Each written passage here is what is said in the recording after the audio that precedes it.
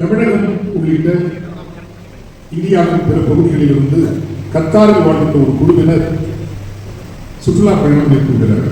பெரும் விபத்து, 5 பேர் இறந்து போகிறார்கள், பலர் ஜூன் 9ஆம் தேதி காவல்துறை வருகிறது. ஆனால் ஏனைய உதவிகள் எதுவும் வரவில்லை. ஒற்றை செய்தி நம் எழுவின் அமைப்பு ரைஸ் எழுவின் அமைப்புக்கு இன்று 300க்கும் மேலான வாட்ஸ்அப் குழுக்கள் இருக்கின்றன. 40 நாடுகளில் இயக்கப்பட்டுள்ள 300க்கும் மேலான வாட்ஸ்அப் குழுக்கள். இன்னைக்கு அவரும் ஒரு ரைஸ் சீட்டாசிஸ் குழுவுக்கு தலைவராக மீண்டும் இருக்கிறார்கள். இது பணம் செய்யும் இடம் மட்டுமல்ல, இது பண்புகளை மீண்டும் நாம் கண்டெடுக்க முடியுமா என்று தேடுகிற ஒரு இடமாகவும் இருக்கிறது. கம்பியோடு ஒரு அற வேட்கையோடு இப்போ தொழிலுக்கு போகணும். வெறும் குணம்